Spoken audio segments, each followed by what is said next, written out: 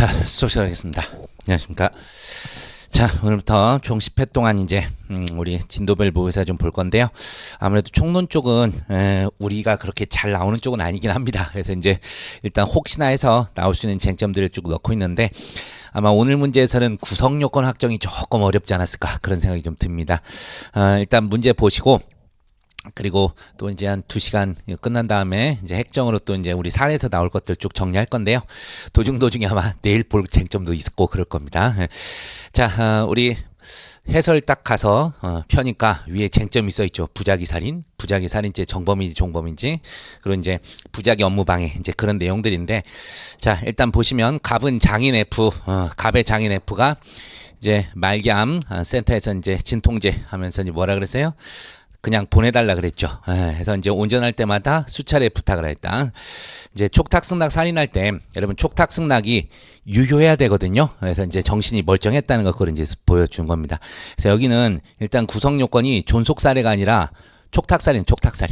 그래서 우리가 촉탁승낙 살인에서는 피해자가 일반이건 일반이건 존속이건 나눠지지 않습니다. 그래서 이제 촉탁살인의 고의야. 근데 이제 착오가 나버렸죠. 잘못해가지고 이거 방법의 착오잖아요.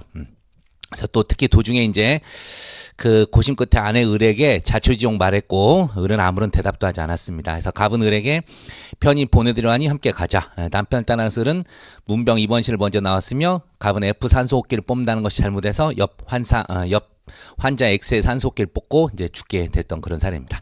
자, 이랬을 때 기본적으로 이제 갑의 경우에는 촉탁살인의 고의로 이제 보통살인을 실현하긴 했는데, 어쨌든 우리가 구체적 사실의 착오 중 이게 방법의 착오잖아요. 판례에 따라서 우리 법정적 부합선을 따라가면 인식 사실에 대한 고의가 발생 사실에도 전용이 돼요. 그래서 그대로 촉탁살인 기수로 가시면 돼요. 촉탁살인 기수. 근데 이제 그럼에도 불구하고 굳이 나는 구체적 부합선을 따라가고 싶다. 그럼 이제 문제가 어려워집니다. 촉탁살인 미수와 과실치사, 인식사실 미수와 발생사실 과실에 상경이 되잖아요. 그런 쪽으로 흘러가게 되는 거예요.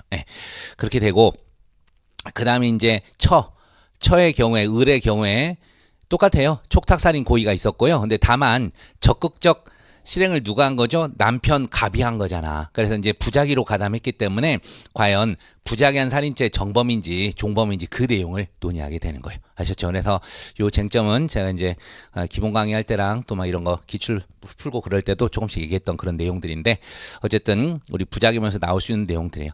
그리고 하나 더 부작위 나올 수 있는 게, 최근에 이제 어떤 교수님이 그 논문을 다시 쓰셨는지 우리 보라물병원 사건에서 있었던 것처럼 하나이가 자기적 요소와 부자기적 요소 같이 있는 거 있잖아요. 그런 거를 자꾸 문제에서 내는 사람이 있다. 그래서 그거가 저기 변호사 시험 쪽에서 모의고사에서 나온 적이 있어요. 그래서 그거 제가 나중에 전범위 할 때 그때 각색을 해서 좀 문제 좀 내드릴 거예요. 그래서 그러면 이제 부작위범에서 나올 수 있는 것은 다 커버가 되는 거거든. 그래서 오늘 그 문제를 내려다가 그거 내면 여러분 손을 못 댈 것 같아서 그래서 우선적으로 조금 그나마 알 수 있는 그런 내용 했어요. 오늘은 어쨌든 여기 촉탁살인 요것만 잘 인식했으면 그나마 좀 이제 풀었을 수 있는 그런 내용이었습니다. 그렇게 가서 어쨌든 좀 이따 해설 볼 것이고, 그 다음에 이제 그 병을 갑자기 하나 넣어놨죠. 50점을 만들려다 보니까. 그 우리 시험은 아시다시피 쟁점이 엄청 많지는 않아요. 근데 여러분 3회째 문제 만들다 보니까 겁나 쟁점이 좀 여러 개 들어간 게 있는데 이해를 해주시고, 제가 지금 이미 7회까지 만들어 놨거든요. 그래서 3회 거를 뺐더니 또 뭐가 안 맞아요. 그래서 다네. 지금 하는데 핵정에서 볼 거예요, 여러분. 너무 걱정 마시고. 자, 그리고 이제 그 우리 이 판례는 알고 계실 거예요. 부작위 업무방해에서 우리 구북의 보행 중에서 뭐가 사실은 문제가 되는 거죠? 이게 행위정형의 동가치성, 그게 이제 문제가 되는 거예요. 근데 어쨌든 우리 부작위범 나오면 보증인 지위 일단 다 끄집어 내셔야 됩니다. 그래서 여기에서도 뭐 계약상이 됐건 조리상이 됐건 보증인 의문이 있어요. 근데 이거 치우자는 것이 위력과 동일시해야 되는데 동일시가 안 돼요. 이제 그런 내용 쓰는데, 다만 이제 15점이기 때문에 이런 건 이제 점수 늘리는 방법을 한번 생각을 하셔야 돼. 업무방에서 업무가 뭔지, 그 다음에 또 이제 우리 물적 상태잖아요. 이게 어떤 막 실제 위세를 보인 게 아니라 물적 상태를 만든 거거든. 이제 그런 것도 업무방해 위력에 해당한지 그런 것도 하나씩 써주셔야 돼요. 그래서 여러분들이 단순히 구성력만 써서 하게 되면 점수를 얼마 못 받습니다. 그래서 해설을 참조하면서 한번 보도록 할게요. 자, 해설 가서 보시면 일단 뭐 쟁점은 제가 이제 했으니까 넘어가 보시고, 자, 가배제책부터 갑니다.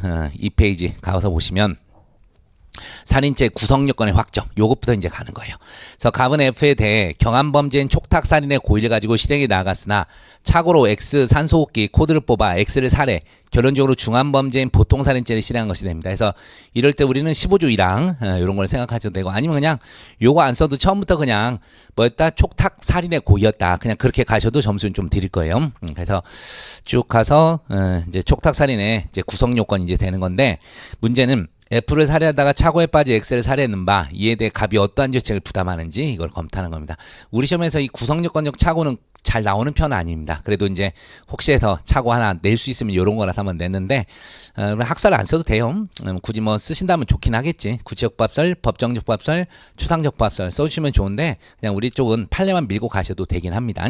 그래도 이제 써놨으니까 읽어보면, 항상 학설할 때 인식사실과 발생사실이 불일치하는 게 구성요건적 착오잖아요. 그래서 그걸 인수분해처럼 딱 빼놔서 인식사실과 발생사실이 구체적으로 부합하는 경우 발생사실 고의기수 인정하는 구체적 부합설, 법정적으로 부합하는 경우 발생사실 고의기수 인정하는 법정적 부합설. 그리고 이게 좀 어렵죠. 가벌적 사실한 점에서 추상적으로 중첩하는 범위 내에서 경한죄 고의기수 인정하는 추상적 부합설, 이렇게 합니다.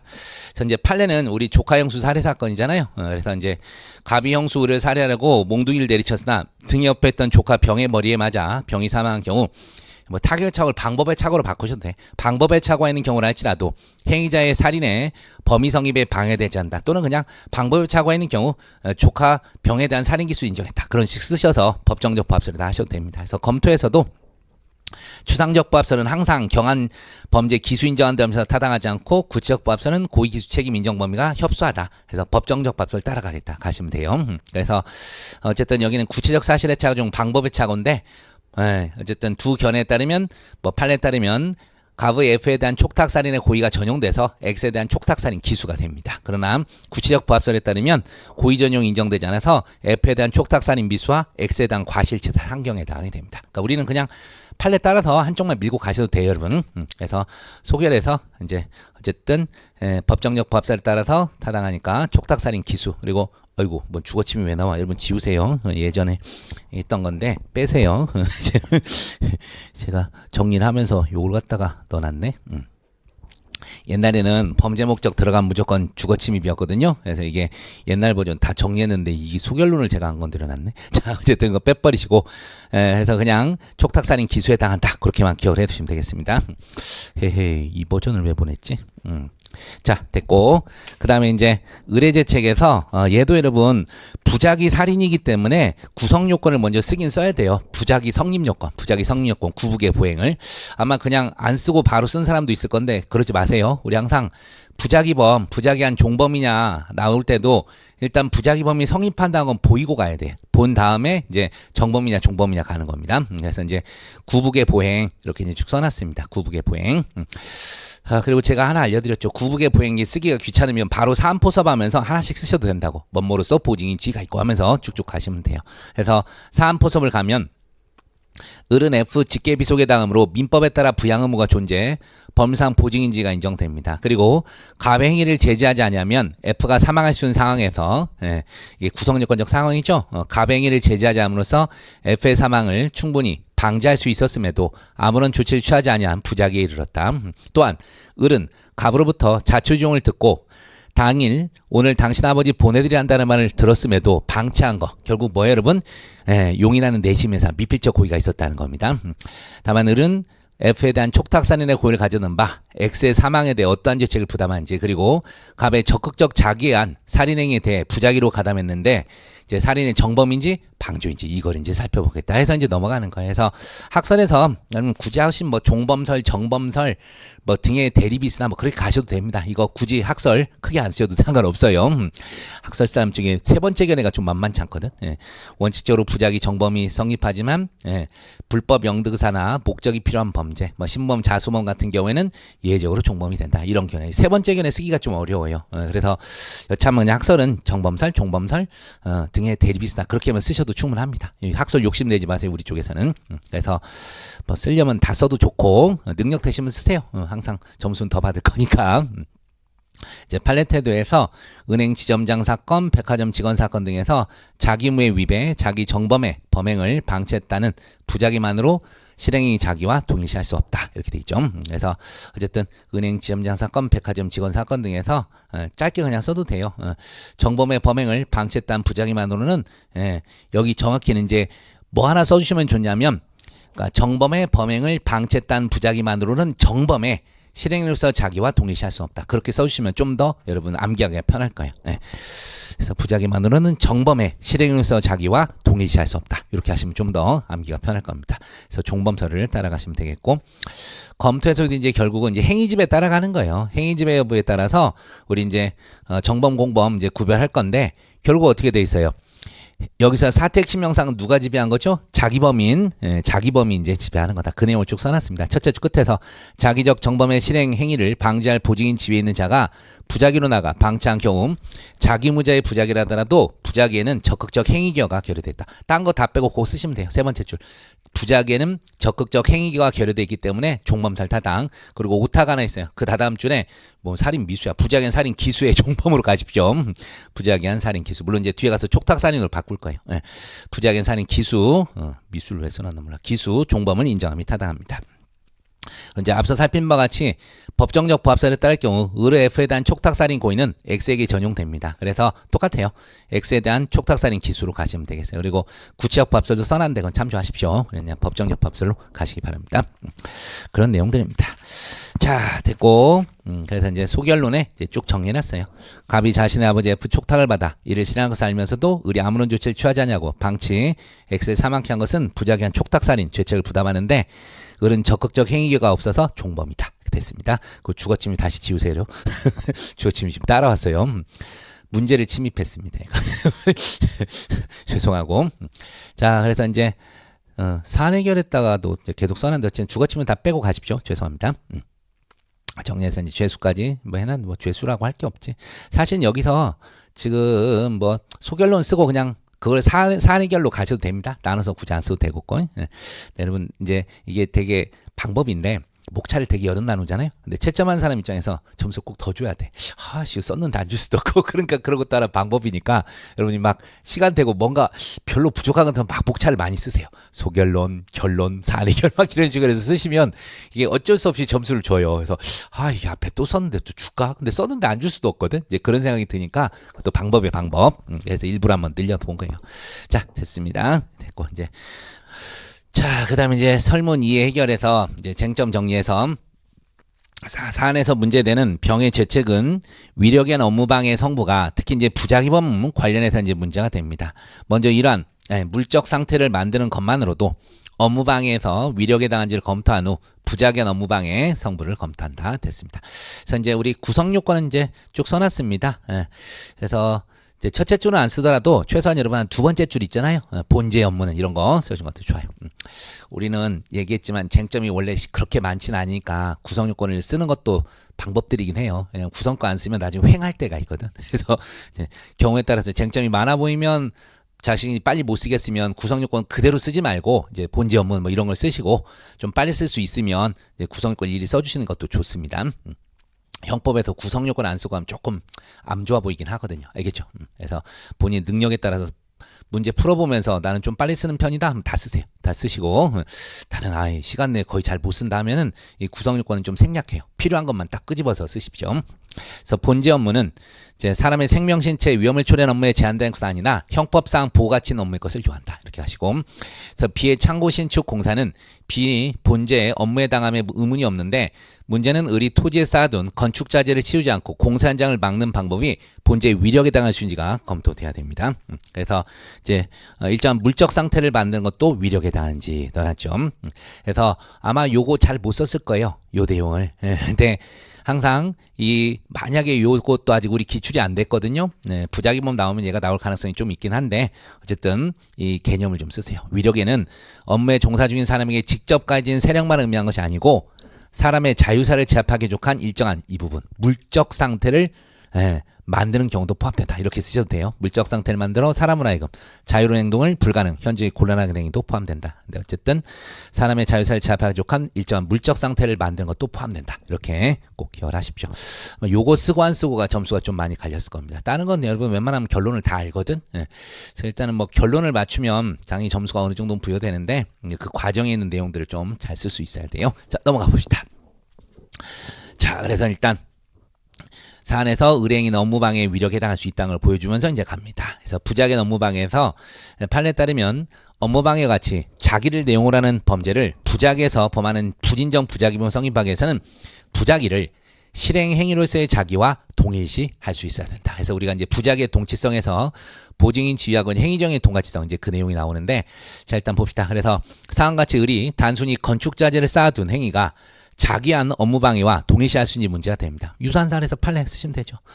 피고인이 자신이 공사를 위해 쌓아두었던 건축자재를 공사 완료 후 단순히 치우지 않은 행위가 위력으로서 피해자의 추가 공사 업무를 방해하는 업무방해 실행으로서 피해자의 업무에 대해 적극적 방해행위와 동등한 형법적 가치를 가진다 볼 수는 없다. 이런 겁니다.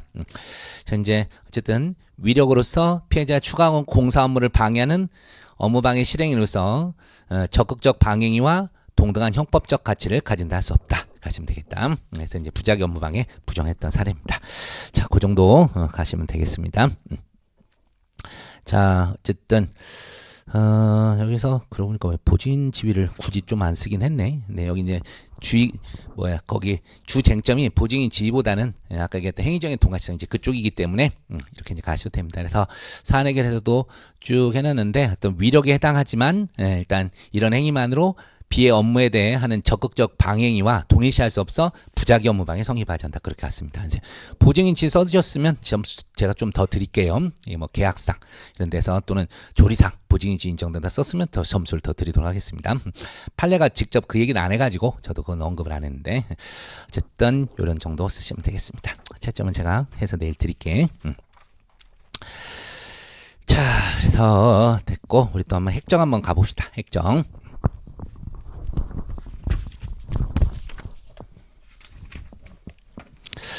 그래서 이제 우리 쪽에 나올 만한 거 하고 안 나올 것 같은 건 제가 제낄게요. 자, 3페이지 펴보세요. 3페이지 펴보시면 3페이지 펴보시면 기본적으로 이제 부진정 부작위범 관련해서 우리 쪽에서 이제 진정 부작위범이 나오려면요. 나올 수 있는 게 뭐가 나올까? 진정 부작위범 이런 게 나오면 일단 조문을 줄 거예요. 조문을 주면서 이게 우리 형식설이잖아. 이게 이제 진정 부작위범이냐 부진정 부작위범이냐는 형식에 따라 조문의 형식에 따라 부작위로만 범할 수 있으면 진정 부작위범이고 원래 자기로 범할 수 있는데 부작위로도 범할 수 있으면 부진정이 되는 거죠. 그래서 그 우리가 알고 있는 그 케어 코리아 사건 공중위생법 뭐 그런 사례 또는 뭐 구정신보건법 뭐 이런 게 있어요. 거기서 조문에서 반드시 이게 부작위로만 범할 수 있거든. 근데 그런 문제가 나오면요. 먼저 진정부작위범이라는 게 나오고 그 다음에 나오는 게 기본적으로 진정부작위범의 공동정범 있죠. 이제 그거가 나오게 됩니다. 여러분 부작위범의 공동정범 되려면 어떻게 되죠? 요건이? 공통된 의무가 부여돼 있고 공통으로 의무 이행이 가능할 때 아시죠? 그래서 이제 그런 걸 쓰면서 주로 문제를 내더라고. 그래서 그것도 나중에 필요하면 제가 한번 문제는 만들어 볼게요. 그래서 그 내용도 좀 기억을 하십시오. 자, 그 다음에 어쨌든 여기서 한번 보시면 이제 그 내용까지는 여기다 아직 실어놓지는 않았는데 한번 가보겠습니다. 자, 갑은 야간에 고속도로 정상 운전 갑자기 고속도로 무단횡단 A를 쳤고 A는 머리에 피를 흘리며 갓길로 쓰러져 정신을 잃었습니다. 차에서 내려 A를 살펴본 갑은 A가 중상을 입었지만 죽지 않을 것이라 생각 그대로 가버립니다. 근데 그거 물어보는 거 아니에요. 이제 2번 보세요. 한참 후 고속도로를 순찰하던 경찰관 을이 A를 발견 얼굴을 살펴본 결과 이전에 자신을 심하게 괴롭혔던 사람이란 것을 알게 됩니다. 을은 A를 그대로 두면 죽을 수 있다 생각했지만 복수를 해야겠다 생각 그대로 가버립니다. 자, 이제 말도 안 되는 건데 문제를 만드느라고 그렇게 된 거예요. 자, 그래서 사실관계 2에서 A가 사망했고 그것이 을의 행위로 인한 것임이 밝혀졌을 때 을의 죄책을 논하시오 이렇게 돼 있습니다. 자, 딱 보니까 뭐예요, 여러분? 그대로 두면 죽을 수도 있다 생각하였지만 복수를 해야겠다 생각 그대로 가버렸다. 뭔 말도 어쩔 수 없다 이런 쪽인데 이게 살인의 미필적 고의도 있는 사례예요. 그래서 일단 여기서 부작위 살인죄가 문제가 되는 거죠. 부작위 살인. 근데 만약에 죽을 거라 생각을 죽지는 않겠지 하고 간데 죽어버렸어. 그럼 이제 뭐로 가버리는 거예요, 여러분? 이제 유기치사로 가는 거예요. 유기치사로. 원래대로 하면. 근데 여기서는 뭐 누가 봐도 살인의 고의가 있었으니까 그쪽으로 가면 되겠고, 이제 별개 범죄를 한번 논의를 해보는 거예요. 특히 여러분 얘는 누구죠? 경찰관이에요. 경찰관. 그래서 이제 직무유기는 꼭 검토를 하셔야 됩니다. 직무유기는 나중에 검토를 하셔야 돼. 그래서 쟁점 일단 써놨어요. 갑의 차량에 치여 A가 사망한 것이 의뢰 행위이 밝혀진 경우 을에게 부작위 살인죄가 성립할 수 있는지, 특히 을에게 A를 구제할 보증인지간이 관련 문제가 됩니다. 또 별개 범죄로 부작위 유기치사, 그 다음에 마지막으로 직무유기 이런 걸 검토합니다. 자, 그래서 이제 오늘도 써야 되는 내용, 을의 부작위 살인에서 성립요건 썼죠. 구북의 보행. 그래서 객관적 요건, 구북의 세 가지, 그 다음에 이제 부인정 부작위범, 특유요건으로 보행, 그리고 이제 고의니까 미필적 고의 갑니다. 그래서 사안포섭 들어가 볼게요. 그리고 우리 케이스라 사안포섭을 좀 잘해주세요. 가끔 보면 여러분이 단문처럼 쓰는 사람이 많아요. 그냥 구성요건만 막 써놓고 요건 써놓고 사안의 값은 해당한다. 그러면 안 돼요, 여러분. 우리는 케이스 풀이기 때문에 케이스 풀이할 때는 그런 연습을 좀 하고 가셔야 돼. 그래서 여기서도 경찰관 을은 A를 그대로 방치하면 죽을 수 있다고 생각하였음에도 복수를 해야겠다고 생각 그대로 가버린 점에서 살인의 미필적 고의를 인정함에 문제가 없다. 그리고 A가 죽을 수도 있는 상황에서, 이게 구성요건적 상황이에요. A를 구하지 않는 부작위가 존재하면 요구되는 게 부작위. 그 다음에 A를 구조할 개별적 행위 가능성도 충분히 인정된다. 또한 살인죄와 같은 순수한 결과범에서는 행위정의 동가치성이 따로 문제되지 않으므로 동요건 충족. 결국 보증인지 이거를 검토하겠다는 거죠. 자, 누누이 얘기하지만 일반적인 부진정 부작위범이 나오면 보증인 지위가 기본으로 꼭 쟁점이니까 써주십시오. 넘어가서 보세요. 그래서 이제 2번에서 을에게 A 사망을 방지할 보증인 지위 발생한 거 써놨죠. 항상 보증인 지위 나오면 이 판에 쓰라 그랬죠. 두 번째 줄부터 쓰시면 돼요. 두 번째 줄. 법령, 법률행위, 선행행위로 인한 경우는 물론이고 기타 신의 성실의 원칙이나 사회상 교육은 조리상 자기의무가 기대되는 경우에도 법적 자기의무는 있다. 요 판에는 기본적으로 보증인 지위 나오면 꼭 쓰십시오. 자, 사안에서는 을은 경찰이잖아요. 그래서 국민의 생명신체 안전을 보호하기 위해 응급의 조치를 강구할 직무를 가진 경찰관이므로 무슨 법? 경직법. 우리 형소에서도 배웠으니까 경찰관 직무집행법에 따라 A를 구조할 자기의무가 존재한다. 됐습니다. 그래서 소결론에서 을은 경찰관으로서 법률에 의해 A를 구조해야 할 보증인 지위 있음에도 살인의 미필적 고의를 가지고 A를 구하지 않은 부작위에 의해 A를 살해한 것으로 평가되므로 결론적으로 부작위한 살인죄의 죄책을 부담합니다. 그리고 이제 부작위 유기치사인데 보충관계 있어요. 살인이 돼버리면 따로 검토한다. 이런 식으로 간단히 써주시면 됩니다. 안 써도 상관없어요. 안 써도 상관없고. 덥네. 잠깐만요. 추운 것보단 나으니까. 자, 어쨌든 로마자 하면 굳이 상관없습니다. 안 써도 상관없어요. 근데 이제 써주면 여기도 점수는 한 뭐 1, 2점 주겠죠. 그리고 직무유기는 누락하면 안 된다고. 경찰이니까. 그래서 을은 경찰관으로서 국민의 생명 신체에 위해가 발생하지 않도록 직무를 수행할 의무가 있는 자임에도 법률상 A를 구조할 직무를 행하지 않았으므로 본죄 성립하게 됩니다. 이제 두 가지가 됐으면 이제 마지막 사안에 대해서 죄수를 써야겠죠. 죄수를 써야겠는데 부작위 살인죄와 직무유기 죄책 부담하는데 하나 부작위로 이루어진 범죄들이므로 당연히 상상적 경합. 둘 다 부작위에 부작위. 그래서 상경으로 처리하시면 되겠습니다. 됐고. 자, 그 다음에 이제 오늘 나왔던 쟁점. 이제 이번에 사실 뭐 앞에서도 보증인지 쓰는 거였었고, 자, 부작위한 정범과 종범의 구별 기준. 오늘 봤던 겁니다. 그래서 구성요건 차고 요 내용인데 오늘 냈던 문제죠. 그래서 여러분들 예습하면서 복습이 되는 거네. 이거는 하여튼 조금씩 보시면 나와요. 그래서 여기서는 지금 쭉 제가 정리했던 그 문제입니다. 그러니까 여러분들 요거 그대로 한번 생각을 해두시면 되겠고, 여기서는 주거침입 잘 빼놨는데 왜 머저리 같이 옛날 버전을 제가 갖고 와가지고 그렇게 해놔버렸어요. 자, 어쨌든 오늘 쟁점 그대로 쭉 돼 있습니다. 넘어갈게요. 넘어가시면 되겠고. 쭉 하시고. 그래서 이제 저기 봐, 여기서 이제 주거침입을 이렇게 해놨어. 쓸 거였으면 이렇게 갔어야 돼요. 6번에서 종래는 범죄 목적 주거 등에 들어간 경우 주거침입죄를 인정하고 있었으나 최근 전압항을 통해서 침입이란 주거의 사실상 평온 상태를 치는 행위로 주거에 들어간 것을 의미하고 침입에 해당한지는 출입 당시 객관적 외형적 드러난 행위 태양을 기준으로 판단하는 원칙이다. 아셨죠? 이제 이런 식으로 해서 이제 사안에서 행위 태양 이제 사실상 평온을 해치는 것으로 볼 수 없기 때문에 안 된다. 이렇게 하시면 돼요. 근데 요새는 주거침입 생각도 잘 안 할 거예요. 그래서 이제 안 써도 큰 무방은 없습니다. 썼다면 제가 점수는 드릴게요. 안 되는 걸로 정리를 하시면 됩니다. 오늘 제가 해설 부분 좀 잘못 써가지고 그래서 안 되는 쪽으로 쭉 해서 가주길 바래요.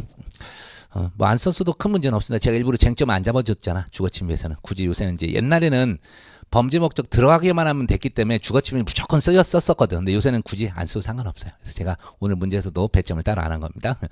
빼려면 확 빼야 되는데 이상하게 넘어가고 넘어가고 그리고 의뢰 재책도 오늘 했던 거 그대로 넣어놨으니까 한번 보시면 돼요.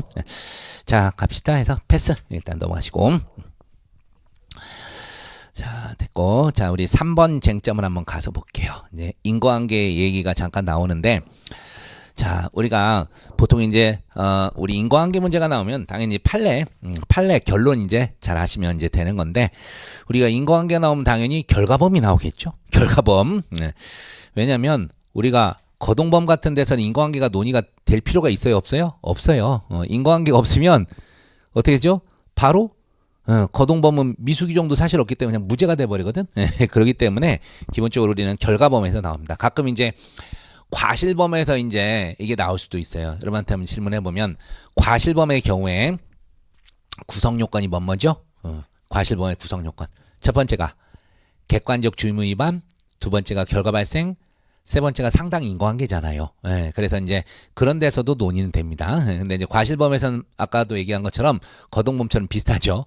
과실범이 미수 있어 없어? 없죠. 그래서 인과관계 없으면 항상 무죄가 되는 거 그것도 좀 생각을 하십시오. 저기 강론 쪽에 가면 이제 업무상과실 관련해서 의사들 그런 거 나올 건데 그런 것도 좀 기억을 하십시오. 그리고 이제 어쨌든 이 인과관계는 뭐 고의범, 과실범, 특히 결과적 가중범에서 뭐 때문에 중요하죠? 직접성. 그런 것 때문에 중요하다는 걸 좀 말씀을 드립니다.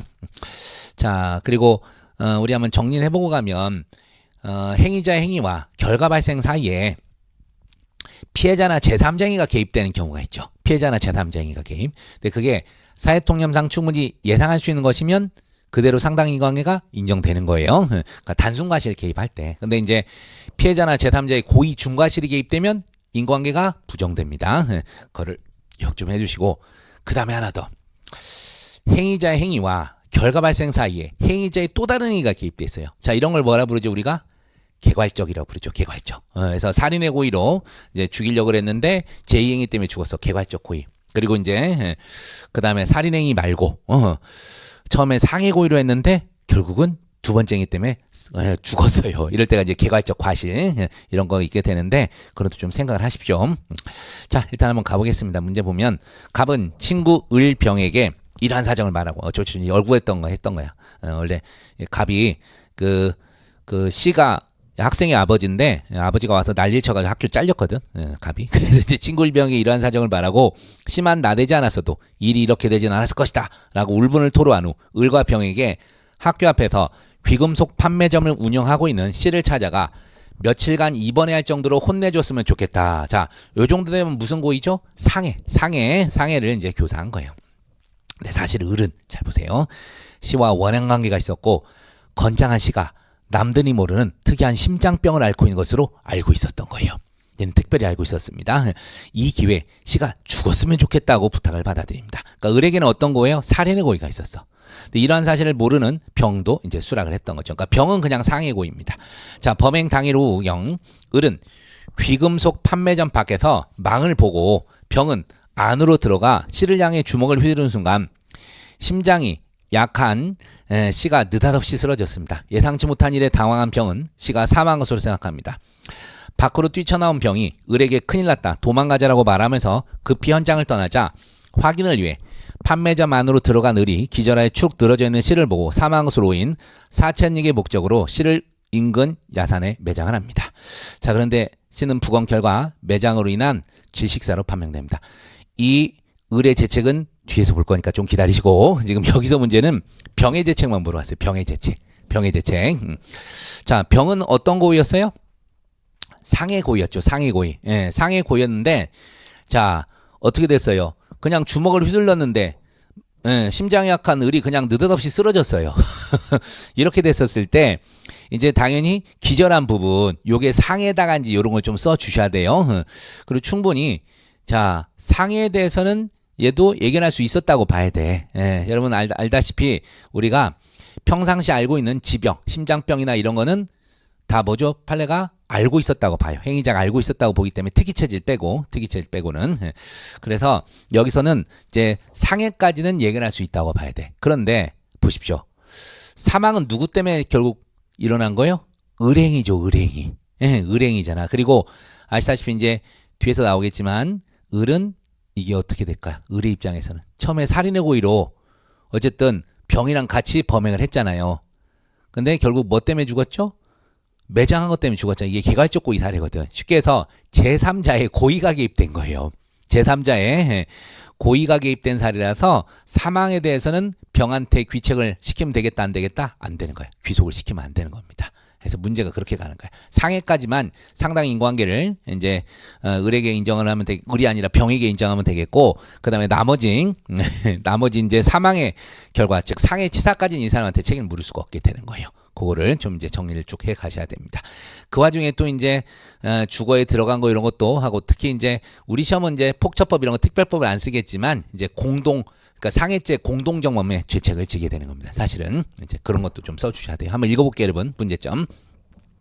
시에게 주먹을 휘둘러 기절시키는 이가 상해에 당한지부터. 자, 상해죄는 상해고의로 사람을 가격, 생리적 기능, 훼손시킴으로 성립하는 범죄다. 그러니까 상해죄 구성력 하는 거 쓰기가 참 애매할 거예요, 여러분. 이런 거 쓰세요. 폭행죄 쓸 때도 여러분 잘 보시면 사람을 폭행하면 성립한다. 그러지 말고 사람에 대한 직관, 사람의 신체에 대한 유형력 행사로 성립한 범죄다. 이런 말을 좀 써주시라고. 상해에서도 사람에게 상해를 가하면 성립한다. 에이, 그건 동어 반복이잖아요. 그래서 상해고의로 가격, 생리적 기능을 훼손. 이런 말을 좀 써주시길 바랍니다. 폭행, 상해 이런 거 구성요건 여러분 되게 잘 못 써요. 자, 병이 시를 찾아가 며칠간 입원해야 할 정도로 혼내달라는 갑의 부탁을 받고 시에게 주먹을 휘둘렀는 바 일단 상해 고의를 가지고 나아가서를 평가할 수 있습니다. 문제는 시가 외부적 상처도 없이 기절한 것이 생리적 기능 훼손에 당한지. 그럼 이때 무슨 판례 쓴다? 오랜 시간 동안의 폭행 협박을 이기지 못해서 기절했던 그 사건 있죠. 구급차에서 깨어났더니 그거 써주셔야 돼. 그 다음에 해당할 경우 시의 기절은 병이 주먹을 휘두른 것으로 인한 것뿐 아니라 시가 앓고 있는 특이한 심장병 때문이기도 한 바 병의 행위와 기절 사이에 인과관계 인정할 수 있지. 요거를 또 이제 검토하겠죠. 그다음에 그래서 이제 바로 기절한 것이 생리적 기능 훼손에 당한지 이거 쭉 쓴 겁니다. 그래서 요 판례는 제가 은근히 많이 써먹는다 그랬었죠. 판례 외워두세요. 외부적 상처 없을 때 꼭 쓰세요. 그래서 오랜 시간 동안 협박과 폭행, 폭행과 협박 이렇게 쓰세요. 이기지 못해 실신, 범인들이 불러온 구급차 안에서야 정신을 차리게 됐다면 외부적으로 어떤 상처가 발생하지 않았더라도 생리적 기능 훼손이 입어 신체에 대한 상해가 있었다. 짧게 그냥 외부적으로 어떤 상처가 발생하지 않았다더라도 신체에 대한 상해가 있었다 볼 것이다. 이렇게 가셔도 됩니다. 어쨌든 요 사례만 비슷하게 써주세요. 그래서 시의 기절은 병이 주먹을 휘두른 뒤부터 밖에서 을이 시를 야산에 옮겨 매장할 때까지도 계속됐죠. 그러니까 이게 상당 시간 동안 한참 동안 지속된 거예요. 그렇기 때문에 생리적 기능 훼손으로 보는 게 맞습니다. 상해가 된다. 항상 좀 기절 나고 그러면 상해에 해당한지를 꼭 검토를 하세요. 요 판례. 그 다음에 이제 이게 이제 핵심이죠. 심장병이 상해에 영향을 준 경우에도 인과관계가 인정되는지 나와 있습니다. 그래서 판례 쭉 나오는데 그냥 언더라인 쓰세요, 여러분. 비록 피해자에게 당시 심장질환의 지병이 있었고 음주 만취 상태였으며 그것이 피해자 사망에 영향을 주었어도 폭행과 피해자 사망 사이에 인과관계가 있다고 판시한 바 이러한 판례 태도에 따르면 병이 주먹을 휘두르는 행위만이 아니라 시의 심장병이 시의 기절에 영향을 주었더라도 상해 책임을 물음에 지장이 없다. 이렇게 가십시오. 그래서 이제 심장병 영향을 준 것도 포섭을 일단은 써주십시오. 요런 판례 생각나는 거 써주면 돼요. 그러니까 뭐 이거 구체적으로 생각난다면 판례는 뭐 심장질환의 지병, 고혈압 등 그게 뭐 사망에 영향을 줬더라도 상당히 관계를 인정했다. 뭐 이런 식으로 쓰셔도 돼요. 그럼 또 다만 이제 뭐 특이 체질의 경우에는 부정했다. 이런 식으로 비교해서 써주셔도 하는 방법입니다. 그 다음에 이제 사망도 이제 검토를 한 거죠. 시의 사망과 병의 상해 사이에 인과관계가 인정되는지, 그리고 공범의 일인의 초과 실행 이런 건데, 자, 써놨죠. 행위와 결과 사이에 피해자나 제3자가 개입된 경우 일반 경험칙상 충분히 예상할 수 있었다면 당연히 상당 인과관계가 인정됩니다. 근데 사안에서 시가 사망한 것은 제3자인 을이 시를 매장함으로 인해 발생한 것인 바 을의 행위는 일반 경험칙상 전혀 예상할 수 없는 비유형적 인과 관계입니다. 또는 이제 뭐라고 하셔도 돼요? 아까 얘기한 대로 제3자인 을의 고의가 개입됐다. 그런 식으로 가셔도 됩니다. 그래서 인과관계를 부정하십시오. 그래서 나아가 공범인들에게 살인이 성립하였으나 병은 사망의 결과를 예견할 수 없었기 때문에 초과 실행 부분 책임을 지지 않는다. 요거를 쓰셔도 되고 예견 가능성 없었다는 걸 하나 더 쓰셔도 됩니다. 자, 그래서 결국은 병의 상해와 시의 사망 사이에는 인과관계 인정되지 않고 사망의 결과를 예견할 수도 없었습니다. 그래서 상해치사는 안 된다. 이런 식으로 가십시오. 나머지는 그냥 굳이 이제 된다면 뭐 상해죄 공동정범 이런 건데 굳이 안 써도 돼요. 여러분 이런 거. 그리고 밑에 주거침 및 또 지금으로서는 굳이 안 써도 됩니다. 이제 왜냐면 어떻게 들어가는 게 행위태양이 안 써 있잖아. 예, 행위태양이 안 써 있기 때문에 이제 굳이 이제 뭐 쓰고 싶으면 점수 받고 싶으면 막 쓰세요. 출입 당시 객관 유형 드러난 행위태양에 비춰 사실상 병원 상태가 침해돼야 주거침이 성립하는데 사안에서 만약 뭐 이렇게 갔다면 된다. 뭐 이런 식으로 가시면 돼요. 근데 아까도 얘기했지만 우리 시험은 폭처법 안 써도 됩니다. 분명히 우리는 특별법은 논외로 이런 식으로 쓸 거니까 걱정 마시고 그냥 뭐 상해죄 공동정범, 주거침입죄 공동정범 그 정도 쓰셔도 됩니다. 아니면 간단히 쓰셔도 되겠고 성립한다 안 한다라고 하시면 돼요. 그래서 이제 결론에서 쭉 한번 정리해놨습니다. 그래서 이 부분 여러분 읽어보세요. 보시고 패스. 자, 그 다음에 넘어가서 보시면 이제 여기서도 이제 특가법 이런 쪽이 나와가지고 우리 시험에서 내기는 조금 어려운 내용이니까 요건 패스할게요. 여러분 넘기시고 다만 이제 그걸 하나 얘기를 해드리면 그냥 넘기지 말자. 업무상 과실치사로 할 수도 있겠구나. 자, 요런 건데 좀 정리를 해보면 우리가 이제 과실범에서 아까도 얘기했지만 이제 과실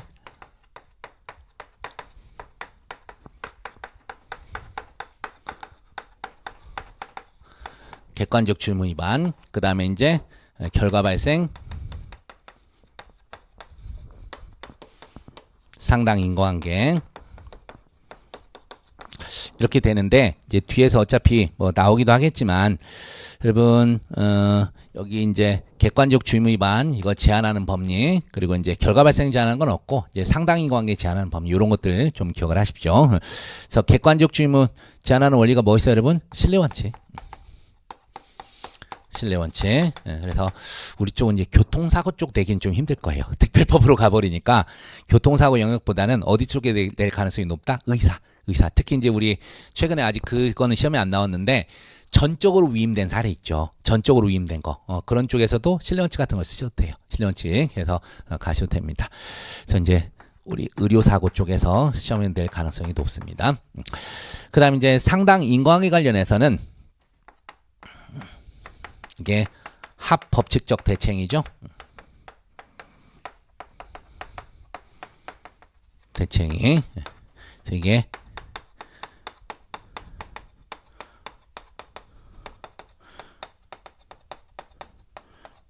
주의무 위반 관련성 이론 그렇게도 얘기를 하고 그 다음에 이제 요게 이제 규범의 보호 목적 관련성 이론 이런 것들도 있긴 있습니다. 그러니까 이게 우리 쪽은 이제 2번보다는 1번이 나올 가능성이 좀 많긴 해요.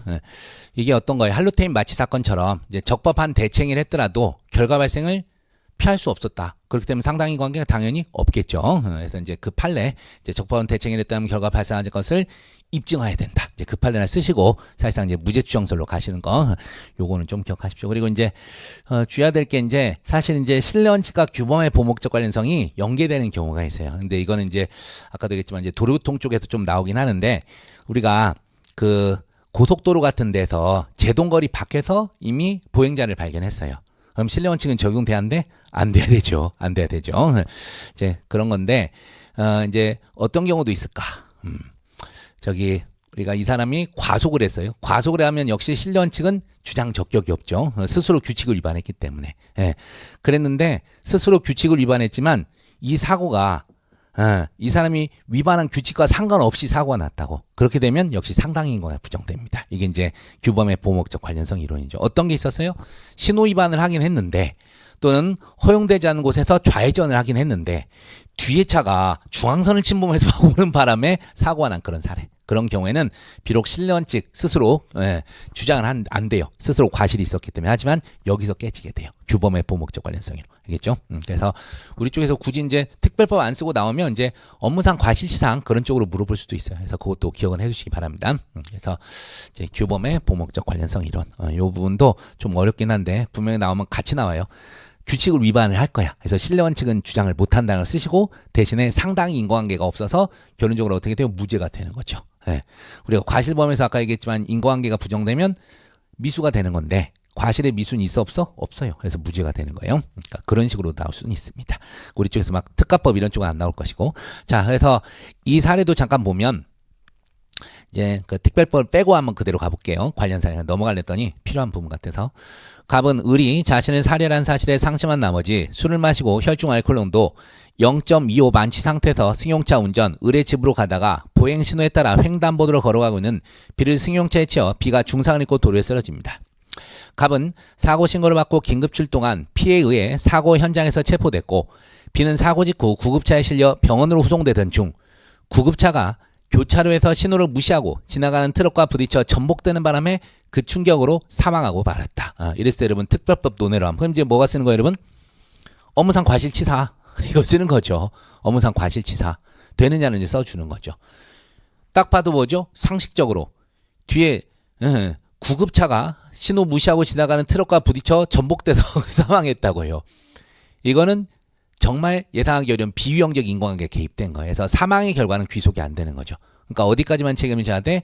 업무상 과실치상까지만 책임을 지는 이런 문제인 거예요. 이게 이제 간단한 건데, 자 여기서도 일단 쟁점 보시면 이제 여기서는 만취해서 비를 승용차로 치어 중상을 입히는 이와 관련 이제 특가법으로 가지 말고 우리 이제 제외하면 뭐로 가면 돼요, 여러분? 칠판 업무상 과실치상으로 가면 돼. 업무상 과실치사. 그냥 먼저 구성 요건이 업무상 과실치사 또는 업무상 과실치상에 해당한지 문제가 된다. 그냥 그렇게 가십시오. 그래서 특히 후송되다가 구급차 교통사고 사망 결과를 갑에게 귀속시키신 줄. 그래서 인과관계에 관련해서 문제다. 이렇게 가시면 돼요. 그래서 이제 로마자에서 갑의 제책에서 이제 업무상 하나씩 가보세요. 업무상 과실은 있죠. 술 먹고 운전을 했잖아. 그리고 이제 보행자를 이제 과실로 쳤으니까. 그리고 일단 사망의 결과가 발생을 했죠. 그래서 이제 마지막 이제 상당히 인과관계 문제가 되냐, 요걸 이제 검토하는 거예요. 그러면서 그 부분을 자 양가로 3번으로 가십시오. 양가로 3번으로 가셔서 딱 요 부분이에요. 일반 경험치상 충분히 예상할 수 있었다면 피고행위와 피해자 사망 사이에 상당히 인과관계 인정된다는 판례 태도에 따를 때 비가 중상을 입었다 하더라도 구급차로 송도 중 신호 무시, 지나가는 트럭과 부딪혀 사망당한 것은 일반 경험치상 전혀 예상하기 어려운 비용적 인과관계인 거예요. 그래서 사안에서 갑은 비에 대한 중상의 결과에서만 책임을 인정해서 우리는 업무상 과실치상까지만 이제 가시면 되겠습니다. 특가법 이런 거 빼면. 이해하셨죠? 이런 식으로 낼 수 있으니까 정리하시면 될 것 같아요. 항상 과실범 의외로 잘 나와요. 그래서 3개 꼭 기억을 하십시오. 3개 가시고 과실범은 대부분 과실 뭐 이것도 있지만 주로 상당히 관계 문제, 상당히 관계 문제. 계세요? 그래서 여기가 조금 마음에 안 들면 우리 아까 앞에서 봤던 그 판례 쓰셔도 돼요. 9페이지 다시 가보세요. 9페이지에서 로마자 2번에 있는 그 판례 써주시면 더 좋아요. 행위와 결과 사이에 피해자나 제3자가 개입된 경우 요걸로 쓰셔도 됩니다. 여기서도 어떻게 보면 제3자 트럭 운전자의 과실이 개입된 그런 쪽인데 전혀 예상할 수 없는 비용적인 관계 그쪽으로 밀고 가시면 돼요. 됐죠? 이것도 방법이라서 됐고 자 넘어가겠습니다. 자, 그 다음에 이제 요거는 사실 이제 작년 변호사 시험 문제인데 이론적 문제를 대는 거야. 이론적 문제. 그래서 이것까지는 여러분 그냥 우리 판례로만 한번 가볼까? 판례로만 가서 보시면 자 문제 볼게요. 주점을 운영하는 갑은 술을 마시고 귀가려는 A 가방 안에서 현금 따발이 들어있는 것을 보고 종업원 을과 공모 갑이 망을 보면 을이 가방에 안에 있는 현금을 훔치기로 했습니다. 둘이서 뭐 한 거예요? 합동범의 특수절도를 공모한 겁니다. 갑과 을이 A를 비행하던 중 A가 공원 벤치에 앉자 갑은 근처에서 망을 보기 시작합니다. 을이 A에게 몰래 다가가 A의 가방을 집어드는 순간 갑은 급한 전화를 받고 주점으로 이제 돌아가 버립니다. 네, 여러분 딱 을이 가방을 집어들었죠. 이 순간 절도는 착수된 거야. 그 다음에 지금 갑은 이탈을 한 거예요. 이거 착수 이탈 문제입니다. 착수 이탈. 네, 그건 일단 넘어가시고 가방이 없어진 사실을 알게 된 A는 근처에서 자신의 가방을 들고 공원을 막 나가려는 을을 목격합니다. 이에 A가 을을 100m가량 쫓아가 어깨와 목덜미를 붙잡자 을은 한가하게 A를 넘어뜨린 후 발로 밟아 전치 6주의 골절상을 가했다. 이렇게 되어 있습니다. 자, 그래서 딴 건 넘어가시고 바로 문제로 한번 가볼게요, 여러분. 양가로 1번에서 그러니까 밑에 양가로 1의 밑줄 친 부분을 을이 A에게 다가가 현금이 들어있는 가방을 빼앗는 과정에서 등산용 칼을 들이대자 A가 황급히 도망가다 바로 옆 도로를 건너던 중 갑자기 뛰어든 A를 미처 보지 못한 T가 운전한 차량에 들이받쳤다. A는 바로 병원으로送되었으나 A의 장파를 치료하던 의사가 수술을 지연 복막염으로 사망했다로 바꿨대요. 여기만 보면 되지 그러면. 그렇죠. 그래서 위에 볼 게 아니야. 그래서 밑에 건데 결국 뭐가 되죠 여러분? 현금 들어있는 가방을 뺏는 것에서 등산용 칼을 들이댔다. 이거 특수강도의 특수강도. 특수강도의 와중에 이제 도망가다가 이제 차로에 뛰어들어서 이제 차에 치여서 이제 들이받쳤고 더불어 의사의 수술 지연이라는 과실까지 또 개입된 거예요. 그죠? 이런 경우 등인데 당연히 여기서도 어떤 문제요? 상당 인과관계 문제가 되는 거예요. 그래서 이제 문제를 이렇게 해서 의뢰 채측을 인과관계 및 객관적 기소 견적 변시에서 처음으로 이런 게 나온 거예요. 우리 좀 그렇게 안 나올 거야. 걱정 마요. 그래서 수험생들이 당황을 한 거야. 인과관계까지 좋은데 객관적 기속을 쓰라고? 그래가지고 학설을 써서 이제 비판하는 이제 이런 쪽 이제 학설을 쓰라는 건데 우리 쪽 그렇게 안 돼 걱정 마시고 생각하 오늘 변호사 시험 오늘 형사법 시험 보고 있을 건데 뭐가 나올지 되게 궁금하네. 나중에 알려드릴게요. 참 그리고 여러분 우리 작년 말에 우리 친족상돌에 통과된 거 아시죠? 친족상돌 관련해서 모르고 있나? 프린트해서 제가 이제 그 절도 들어가기 전에 알려드릴 건데 뭐 재단체 들어가기 전에 우리 328조 1항 직배 동동배 그거 사라졌어요. 사라졌고 그냥 1, 2항을 합쳐가지고 1항으로 만듭니다. 1항으로 만들어서 친족관계 있으면 다 이제 친고죄로 바꿔놔버렸어요. 친고죄로 바뀌게 됐고 그 다음에 이제 우리 작물죄에서 작물죄 부분에서 작물범과 본범 간에 옛날에 328조 1항 직배 동동배 필요적 감면이 있었잖아요. 그거는 이제 뭘로 바꿨다? 이제 임의적 감면으로 바꿉니다. 임의적 감면으로 바꿉니다. 임의적 감면으로 바꿨다. 이제 그런 것들이 있어요. 그래서 나중에 이제 저도 해서 알려드리겠고, 그 다음에 또 이거에 대해서 이거를 소급 적용, 소급 적용까지 했던가 하여튼 그거까지 이제 법령이 있습니다. 이제 국민이 통과된 날을 잘 모르겠는데 대통령 밖에 나가가지고 제대로 모르겠는데 어쨌든 우리 시험 보기 전에 그거 이제 바뀌었으니까 알아두세요. 그래서 제가 이제 해설하면서도 이거 제가 이미 문제 낸 거 있잖아요. 그래서 바꿔놨어. 개정형법에 따르면 해가지고 친족상들을 다 바꿔놨습니다. 예. 그래서 다른 것도 손댈 게 많은데 어쨌든 이미 법 통과됐고 우리 시험에서는 당연히 개정법이 나올 거예요. 그것만 좀 알아두십시오. 예. 그 나중에 프린트해서 드릴게. 개정법. 제가 운 좋게 지금 이제 형법 강론 책 새로 내야 돼서 막 해서 넘기려고 그러는데 통과가 된 거예요. 그래서 어이씨 해가지고 다시 백시켜가지고 작업을 했었거든요.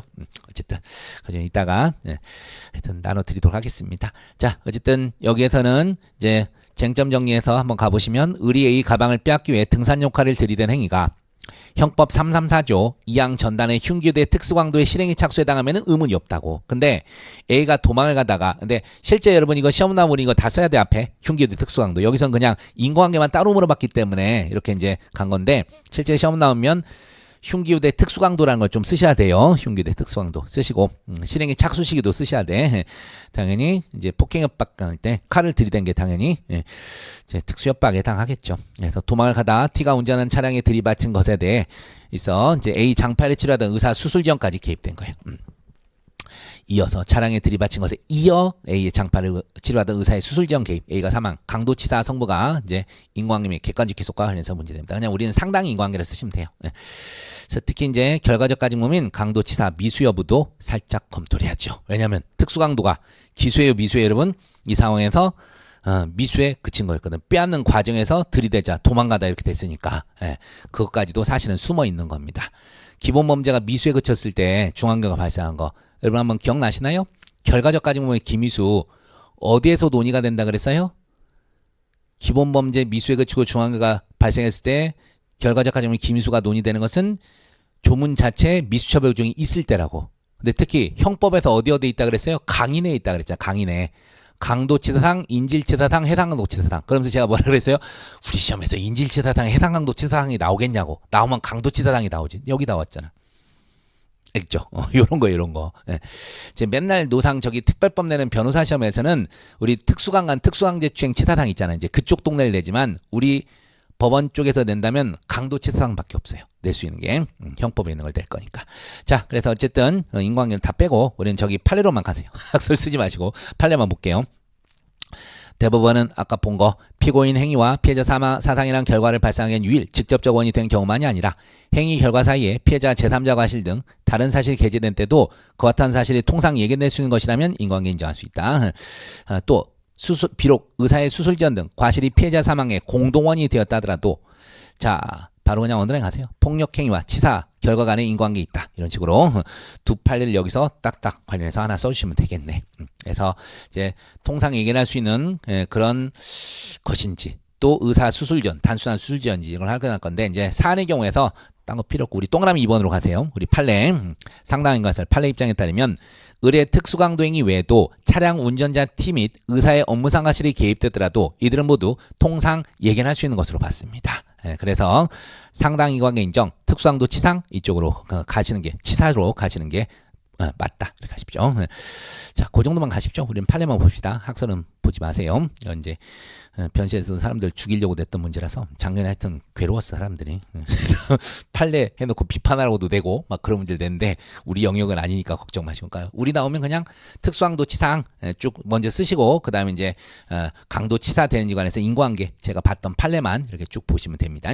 그리고 마지막에 요거는 우리 여러분 전압 판례도 최근에 있으니까 기억하세요. 기본범죄 미수에 그치고 중앙계가 발생했을 때 결과적 가중범의 기미수. 그래서 이제 문제점 보세요. 결과적 가중범에서 기본범죄가 미수에 그쳤지만 중앙결과가 발생한 경우에 결과적 가중범의 미수가 성립할 수 있는가에 대해 견해가 대립되는데 의뢰에게 인정되는 강도 여기 오타가 있어요. 치사죄입니다. 치사죄는 뭘까? 치사죄와 같이 미수범 처벌 규정이 있는 경우 문제가 됩니다. 자, 그래서 이제 뭐 학설도 있는데 뭐 능력 되시면 쓰시면 좋겠지만 여러분들 항상 제가 학설 웬만하면 우리 쪽은 그렇게 좋아하진 않는다 그랬죠. 다만 이제 써야 될 곳이 어디라 그랬어요? 우리 판례와 어떤 다수월 통설이 좀 부딪힐 때 있죠. 그럴 때는 좀 써주시면 좋다고. 여기서도 근데 우리 다수월 판례가 같거든. 그러니까 굳이 안 써도 큰 문제는 없어요. 근데 굳이 쓴다면 특히 여러분 저기 긍정설은 잊지 마십시오. 긍정설. 긍정설. 핵심 논거가 뭐예요? 두 번째 줄. 첫째 줄 끝에 과형의 적절한 조정. 이거예요. 그러니까 결과적 가중범 기술 인정하면 너무 세게 가니까 입법자들이 일부러 몇몇 범죄에 대해서는 미수정을 둔 거다. 과형의 적절한 조정을 해. 그 문구를 꼭 잊지 마십시오. 만약 쓴다면 요건 꼭 써주세요. 중앙결과가 발생한 경우 과형의 적절한 조정을 위해 미수처벌 규정이 있는 경우 결과적 가중범의 미수 성립할 수 있는 긍정설 그리고 결과적 가중범의 성질상 중앙결과가 발생할 때는 기수에 이른 것이므로 결과적 가중범의 미수는 인정할 수 없다는 부정설 이런 게 있다. 물론 이제 판례 넘어가세요. 판례 가시면 딱 이제 우리 특수한간 치상 그 판례인데 그 위험한 물건인 전자충격기로 피해자를 폭행하여 강간하려다 미수에 그치고 피해자에게 상해를 입힌 경우 성폭법 소정의 특수한간 치상, 특수한간 치상죄 기수에 해당한다고 판시 부정설의 입장입니다. 그래서 이제 학설도 썼고 판례도 썼다면 이제 검토는 써주셔야지. 그러니까 여러분이요 이걸 항상 생각하세요. 판례만 쓰면 바로 그냥 사안포석 가면 돼요. 판례에 따라서. 근데 여러분이 굳이 학설까지 썼다면 학설 판례 쓰고 자기가 어떤 견해 택할 거니까 논거를 꼭 써주세요. 안 그러면 이게 보기가 되게 안 좋아. 학설 소개하고 판례 써놓고는 그냥 판례에 따라 사안포석 한다고. 그러면 되게 좀 안 좋아 보여. 그러니까 학설 쓰고 판례도 쓸 거라면 검토하면서 꼭 자기가 택할 견해 논거를 꼭 갖고 가세요. 계세요? 그렇게 그게 잘 못하겠으면 그냥 판례만 쓰라니까. 그래서 알겠어요? 그래서 이런 것이 되게 보기 안 좋아. 학설 써놓고 판례 써놓고는 일체 뭐 어떤 언급도 없이 그냥 어떤 견해에 따라서 사안포석을 해버린다고. 그럼 되게 논리비약에 논리비약. 아셨죠? 그래서 여기서도 검토봐봐요. 기본범죄 미수 처벌하는 경우 기본범죄가 미수에 그친 때도 기본범죄를 범한 것으로 봐야 되고 특히 요 부분 중앙결과 발생으로 결과적 가중범의 결과불법은 이미 실현된 것이다. 요 문구 요것만 쓰셔도 될 것 같습니다. 중앙결과 발생으로 결과적 가중범의 결과불법은 이미 실현된 것으로 기수로 보는 것이 타당하다. 그렇게 하시면 되겠어요. 자 그리고 이제 긍정설이 주장하는 거 나중에 양형상 고려로 충분하다. 이런 것까지 써주시면 이제 퍼펙트하겠죠. 그래서 결국 강도치사 기수의 죄책을 부담한다. 이런 식으로 가면 되겠습니다. 요 부분은요. 그러니까 우리 시험에서 법원행시에서도 딱 다 빼고 딱 쓰기 좋잖아. 판례로만 가서 이렇게 쓰면은 이제 결과가중범의 기미수 논의도 우리 시험에 아직 안 나왔었는데 여기까지 쓰면 되게 좋은 쟁점이 될 것 같아서 딱 그 부분만 봤습니다. 자 넘어가시고 자 그 다음에 6번 쟁점도 한번 보시면 유난히 우리 쪽은 착오를 잘 안 내서 근데 하여튼 몇 년에 한 번씩 우리 기출 풀어봤으면 알겠지만 뭐 위전착도 되고 원쟁도 되고 막 그런 시절이 있었어요. 몇 년 내에 있으니까 차고 부분도 완전히 무시는 할 수가 없어요. 그러니까 우리도 그래도 대비는 하셔야 돼. 대비는 오늘처럼 차고. 그래서 모의고사 하는 데서 한번 연습을 했던 겁니다. 자, 그 다음에 이제 제가 내진 않았지만 차고가 또 나올 수 있는 데가 어디냐면 요거 피교사자가 이제 객체 착오를 했었을 때 정범에게는 어떤 착오가 되느냐. 요거는 뭐 타직열 쪽에서는 뭐 다 시험에서 몇 번씩 등장한 거라서 우리 또 혹시 해서 보긴 해야 될 것 같아요. 자, 쭉 보시면 갑은 양부 A를 살해하기로 마음먹고 따로 거주하고 있는 을에게 A를 살해하고 교사하면서 갑과 A가 함께 살고 있는 집의 현관 비밀번호 및 집 구조를 을에게 알려줬습니다. 갑이 알리바이를 위해 다른 지역으로 출장을 떠난 사이 을은 범행 당일 새벽 2시경 갑이 알려준 비밀번호를 이용 현관문을 열고 들어가 침실에서 자고 있는 사람의 얼굴을 베개로 눌러 질식으로 사망케 합니다. 그런 사실 침실에서 자고 있던 사람은 A의 운전기사 B였습니다. 그렇죠. 그래서 이제 을의 입장에서는 누구를 죽이려고 했던 거예요? 원래 A를 살해하다가 B를 사망케 한 그런 상황이 벌어집니다. 당연히 구체적 사실의 착오 중 여기는 객체착오입니다. 객체착오. 그래서 분명 의도한 객체 살인을 했지만 알고 보니 다른 사람이었던 거예요. 자, 그래서 이제 쟁점 가봅니다. A를 살해하다 B를 사망에 이르게 한 행위에 대해 정범을의 구체적 사실의 착오 중 객체착오가 교사범인 갑에게 어떠한 효과가 있는지. 특히 여러분 이게 제가 원래 수업하면서 이런 건 우리 쪽 잘 안 낼 건데 변호사 시험 쪽에서 이거 거의 강의를 안 했거든. 근데 이거를 내버렸죠. 존속살해 고의로. 지금 갑의 입장에서는 존속살해 고의로 보통살인을 실현한 거잖아. 우리는 보통 어떤 문제가 나오죠? 보통살인의 고의로 존속살해를 실현한 경우는 잘 알고 있잖아요. 15주 1항. 근데 거꾸로 낸 거야. 그래서 와, 일단 저 뒤에다 학설은 써놨어요. 근데 하면서 제가 그랬더니 여러분 이거 학설 대립 되게 많은데 혹시라도 나오면 그냥 우리 종래 다수설이긴 한데 그냥 그 존속살인 고의로 보통살인 실현했을 때 보통살인 기수로 그냥 가십시오. 이런 식으로 이제 얘기만 했었어요. 그래서 저도 결론은 그렇게 해놨거든. 근데 우리 쪽은 이거 안 낼 거야. 너무 걱정하지 마세요. 알겠어요? 이건 판례가 없기 때문에 판례 결론까지 없기 때문에 우리 쪽에서 이렇게 되기 힘들 겁니다. 그냥 여기서 우선 이제 피교사자 객체 착오가 교사자에게 어떤 착오가 되지만 잘 기억을 해두십시오. 자, 일단 갈게요. B를 살해하는 행위에 대한 재책에서 을의 B에 대한 살인죄 성부 써놨죠. 을이 살인의 고의를 가지고 침실에 자고 있는 B를 베개로 눌러 질식해야 했는 바 이런 살인의 구성괴당해 보입니다. 그러나 을은 A를 살해 고의로 B를 사망케 했다는 점에서 과연 B에 대해 살인 고의를 인정할 수 있는지 문제가 되는 거예요. 그래서 이제 구체적 사실의 착오 중 객체의 착오에 해당하는 바 구성요건적 착오와 관련된 어떤 견해에 따르더라도 결국 B에 대한 살인 기수가 됩니다. 그죠? 여기서는 굳이 학설을 안 써도 돼. 근데 누구한테서 결국 학설 대립 써야 돼요? 갑한테서 쓰긴 써야 돼. 어쩔 수 없이. 자, 그렇게 하시고 이제 2번에서 갑의 B에 대한 살인행위에 대한 죄책인데 피교사자 객체착오 나오는데 여긴 여러분 판례가 없어요. 그냥 학설만 좀 기억을 하십시오. 그래서 교사범은 정범에 종속되는 협의의 공범이기 때문에 착오도 따라간다는 거야. 정범이 객체착오니까 교사범도 객체착오라는 그런 견해입니다. 알겠죠? 그래서 공범 종속성 설에 입각해서 정범에게도 이제 뭐가 된다? 객체착오라는 견해. 그렇게 가시면 돼요. 그다음 무슨 소리냐? 피교사자의 객체착오는 교사자 관점에서는 방법의 착오와 동일한 구조를 가지고 있다. 그래서 방법의 착오다. 이게 다수설입니다. 넘어가서 보시면 이제 학설들이 썼으니까 이제 검토를 써야죠. 교사자 입장에서 피교사자 객체의 착오는 자신이 의도했던 객체의 타격을 가지 못한 것으로 보는 것이 타당, 방법의 착오로 보는 게 타당하다. 이렇게 합니다. 그러니까 자신이 의도했던 객체의 타격을 못 간 거죠. 빗나간 거잖아요. 그래서 방법의 착오로 보겠다. 결국 사안에서 피교사자 을의 객체 착오는 교사자 갑에게는 방법의 착오에 해당하게 됩니다. 그래서 이에 대한 이제 법적 평가인데 구성요건적 착오 효과입니다. 아까 우리 해설에서 봤던 내용 그대로 실어져 있으니까 이거는 점프하겠고, 그래서 검토를 볼게요.